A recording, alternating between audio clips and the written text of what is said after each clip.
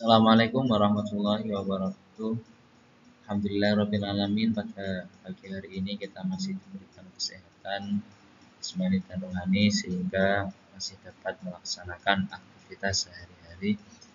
Kedua kalinya sholawat dan salam semoga tetap tercurahkan kepada junjungan kita Nabi besar Nabi Muhammad SAW, Nabi yang akan kita nantikan syafaatnya min yaumina hadza ila yaumil qiyamah.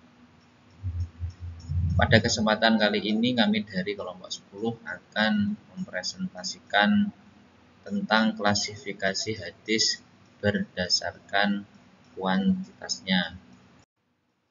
Baik, di sini di sebelah kiri saya ada Mbak Nurul Faizah Gungun. Kemudian sebelah kanan saya ada Mbak Naila Nihayatul dan saya sendiri Muhammad Ahsul Muzaki. Baik, untuk pembahasan pertama kita akan mempelajari tentang hadis mutawatir. Kita akan membahas mengenai apa sih pengertian hadis mutawatir tersebut. Kata mutawatir menurut bahasa ialah mutalabbi, yang berarti beriringan atau berurut-urut antara satu dengan yang lain.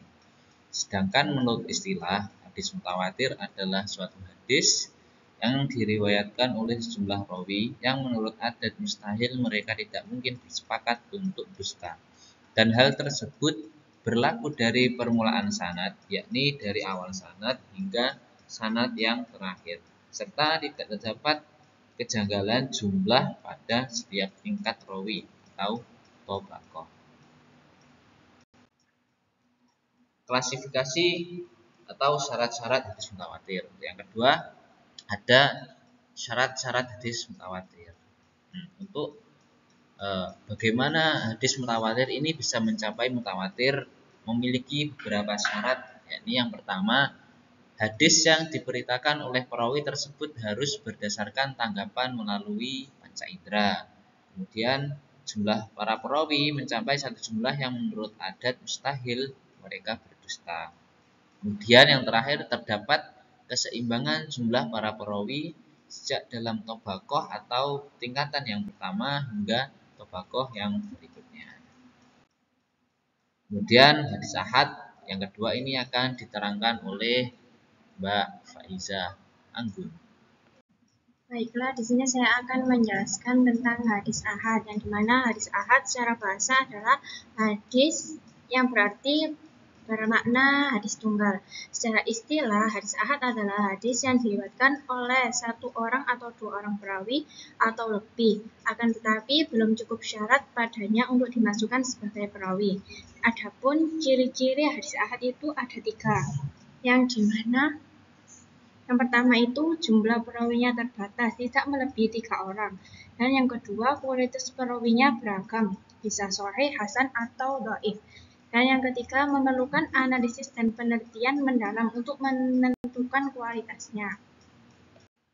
Dan klasifikasi atau syarat-syarat hadis ahad itu ada 3, yang dimana syarat periwayat itu harus adil, dhabit, dan waton. Dan yang kedua, syarat sanadnya itu harus bersambung dan sehat. Dan yang ketiga, syarat matan itu tidak bertentangan dengan Al-Quran, tidak bertentangan dengan hadis, dan masuk akal.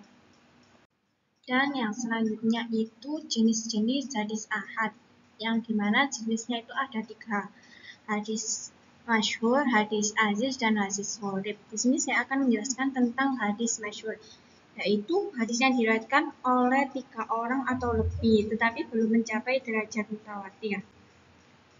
Adapun maknanya itu dibagi menjadi 3 kelompok, yang dimana masyhur di kalangan muhaddisin dan lainnya. Yang kedua, masyhur di kalangan para ahli disiplin keilmuan tertentu. Dan yang ketiga, masyhur hanya di kalangan umum. Syarat-syarat hadis masyhur itu ada 3, diriwayatkan oleh banyak perawi. Pada setiap tingkatan sanad minimal 3 perawi atau lebih. Dan yang kedua, jumlah perawi tidak mencapai derajat mutawatir. Dan yang ketiga, jalur periwayatannya berlanjut hingga akhir sanad. Dan kedudukannya itu kuat dan diterima sebagai hujjah atau dalil dalam syariat Islam, meskipun tidak sekuat hadis mutawatir. Baik, yang selanjutnya adalah hadis aziz. Hadis aziz adalah hadis yang diriwayatkan dengan minimal 2 sanad yang berlainan rantai periwayat.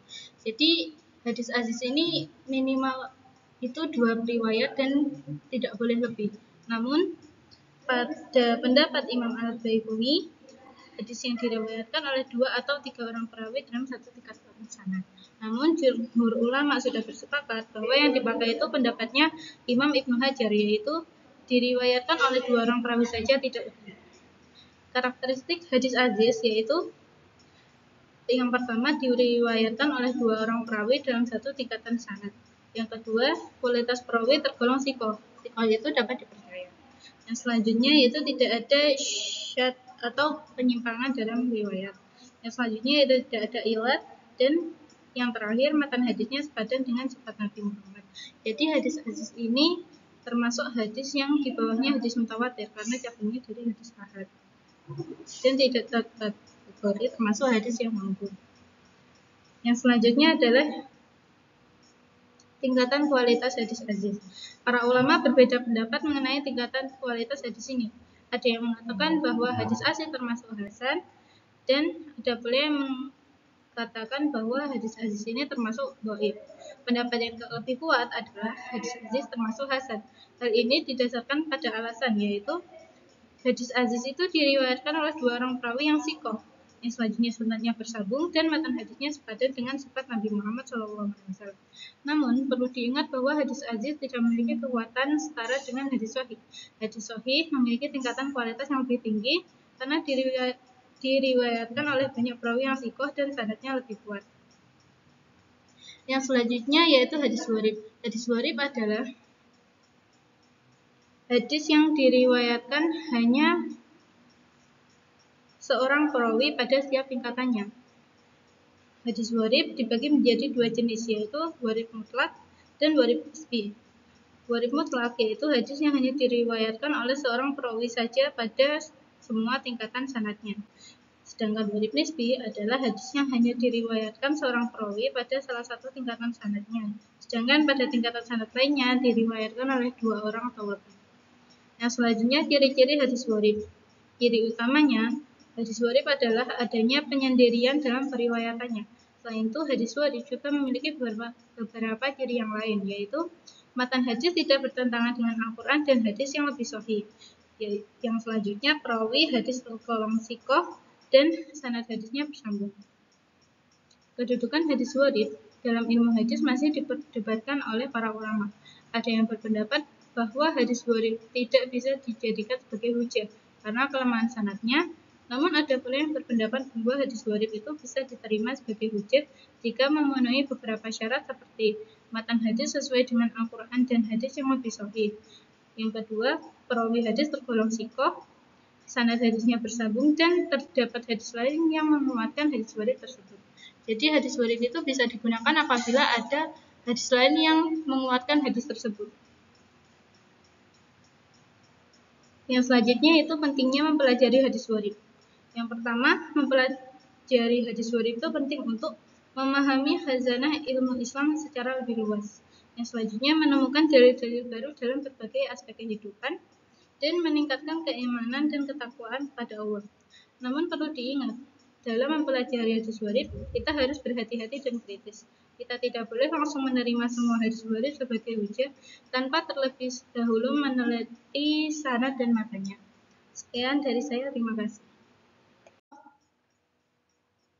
Baik, kesimpulan materi mengenai klasifikasi hadis berdasarkan kuantitasnya adalah hadis mutawatir adalah hadis yang diriwayatkan oleh banyak perawi yang mustahil bersepakat untuk berdusta. Sedangkan hadis ahad diriwayatkan oleh beberapa perawi saja dengan jumlah yang terbatas. Hadis ahad terbagi menjadi 3 jenis, yaitu hadis masyhur, yakni hadis yang diriwayatkan oleh minimal 3 orang perawi. Kemudian ada hadis aziz, yakni hadis yang diriwayatkan oleh dua perawi, dan yang terakhir ada hadis gharib, yakni hadis yang diriwayatkan oleh satu perawi. Kemudian hadis mutawatir memiliki kedudukan tertinggi dan diterima sebagai hujah, sedangkan hadis ahad diterima sebagai hujah jika memenuhi syarat-syaratnya. Baik, itu tadi penyampaian materi yang dapat kami sampaikan. Apabila ada kata-kata yang kurang berkenan, kami mohon maaf yang sebesar-besarnya. Dari kami, Assalamualaikum warahmatullahi wabarakatuh.